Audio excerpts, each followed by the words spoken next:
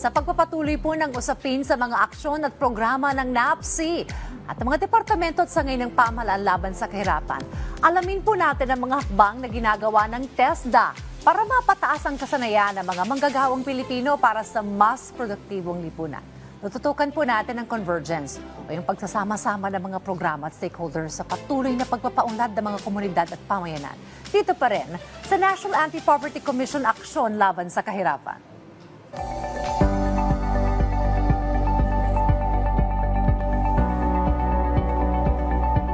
Makakakwentuhan po natin ngayon dito sa ating programa si Undersecretary Nelly Mita De Liera, ang Deputy Director General for TVET Partnership and Community-Based TVET ng Technical Education and Skills Development Authority o TESDA. Yusek Nelly, welcome po sa Aksyon Laban sa Kahirapan. Good morning. Thank you very much and happy to be back, Dayan. Magandang umaga. It's our pleasure to have you in this program. All right, Yusek Nelly, in terms of anti-poverty programs, ano po ang mga programa ng TESDA na handog po natin sa ating mga kababayan, particular po sa mga manggagawang Pilipino? Okay, palagi pag sinabi nating TESDA, ang una talaga nating naiisip scholarship. Pero behind that scholarship are actually a lot of training programs. Ito yung mga skills na madaling makakapaghanap yung ating mga kababayan ng trabaho.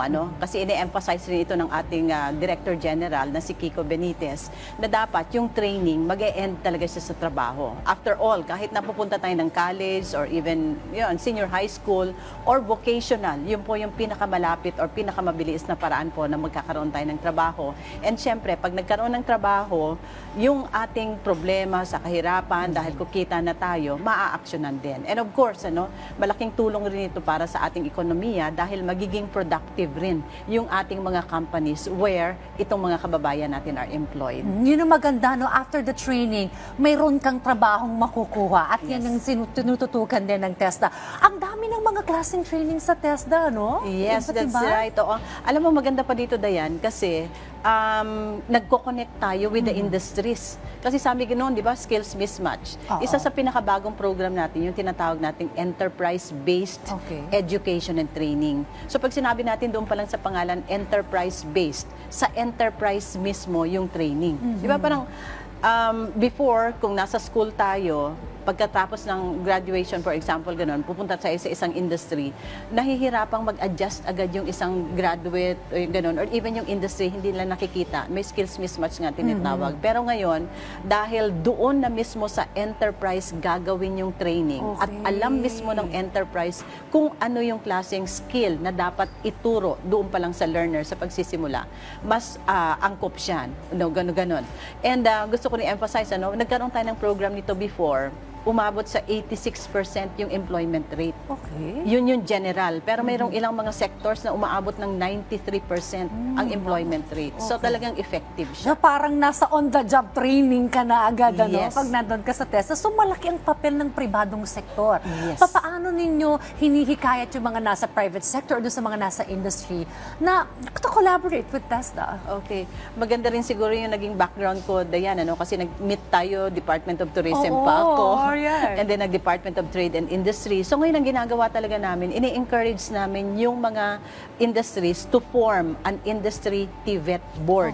So dito sa industry TVET board, ang pinakatrabaho nila to help us update yung mga curriculum, mga modules. Kasi after all, di ba, ang ituturo dapat ng mga training institutions sa mga learners, yun nga ang kinakailangan na ng enterprise. So if no less than the industries or the enterprises themselves ang nagsasabi na dapat ito ang laman, dapat ito ang competency, dapat ito ang skill, i-structure lang yan ng TESDA, and yun na yung ituturo nationwide. Yun yung alignment. Kaya ang maganda pa dito po sa TESDA program natin, kasi may certification sa ending. So hindi lang siya basta certificate of attendance, alam mo yung ganun, certificate of participation, but it's a national certification or even a certificate of competency na hindi lang ginagamit sa Pilipinas. Even abroad. Yes, even abroad. Yun. So, masaya tayo, dahil nagpapakita lang ito na dahil nagagamit ng mga kababayan natin yung NC nila, yung certificate nila abroad, ibig sabihin, yung standard ng training na binibigay natin, global. Okay. Well, sino ang po pwedeng maka-avail nitong mga programa ninyo at paano po natin ito nilalapit sa mga Pilipino? Okay, magsimula tayo sa mga senior high school. Kasi maganda rin yung samahan ngayon ng DepEd at saka ng TESDA. Kasi di ba, simula ngayong June, sabi ni SEC, kokontian. Kumbaga kung ano lang yung kinakailangan na courses or subjects doon sa senior high school, dalawa lang, academic at saka TVL,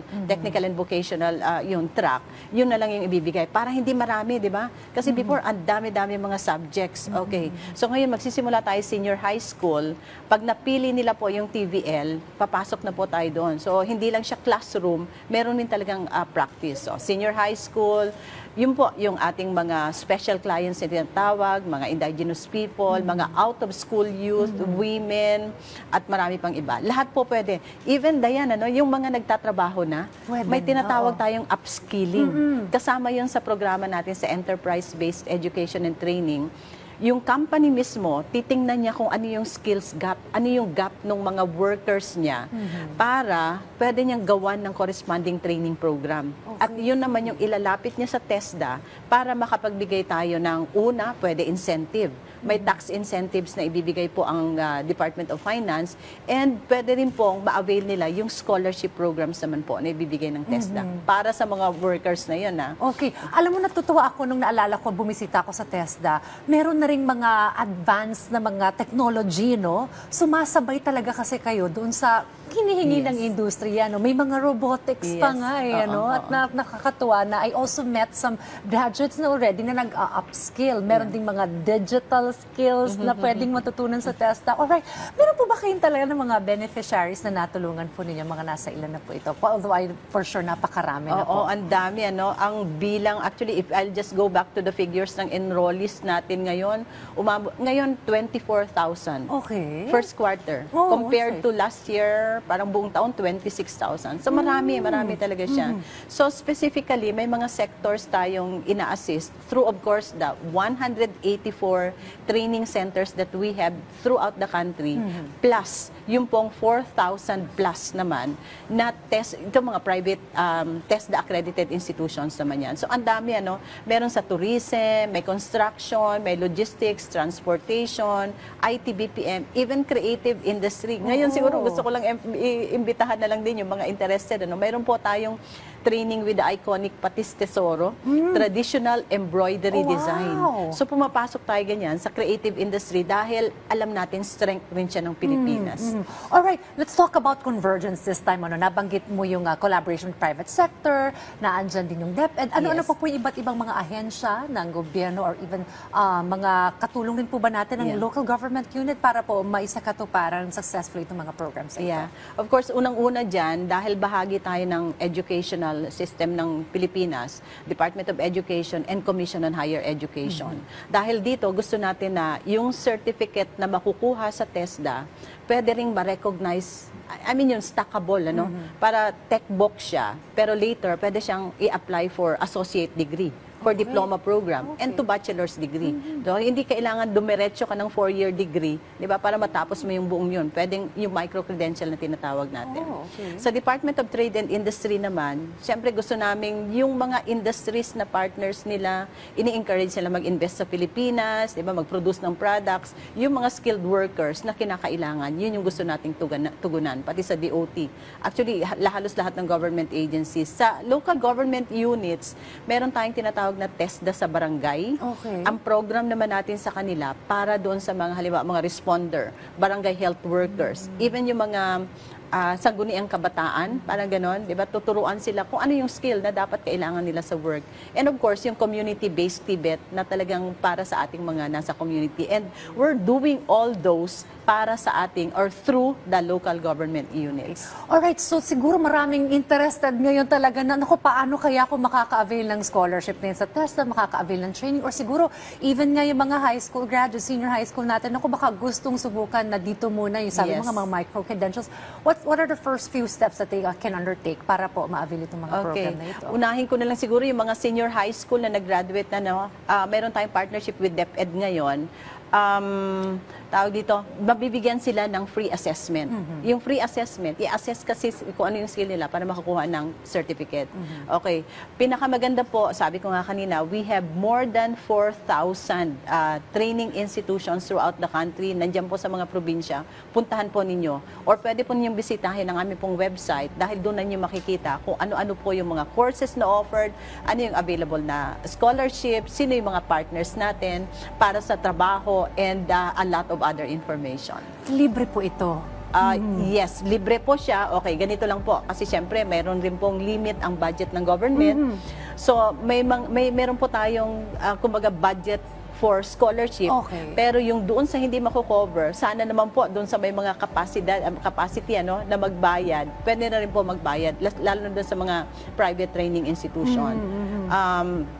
Yun. Pero again, ang na-emphasize natin dito, yung contents, yung modules nila are updated because these are actually consulted with the private sector, with the industries themselves. So, yun po yung pinaka-takeaway natin. But again, we also have partners na talagang ang sinasabi nila, ini-split rin nila, no? Yung mga scholarship. Like for example, dun sa hindi maka-afford, yun yung binibigyan. But those who can afford, para lang maparami natin, they also encourage them to enroll. Alright. Alam mo, with all these programs, makakatulong talaga ito sa ating mga kababayan, especially kapag kakailangan talaga ng trabaho. The training is there from TESDA, and then sabi nyo nga nagmamatch kayo with those in the private sector para masigurong they will land a job after the training.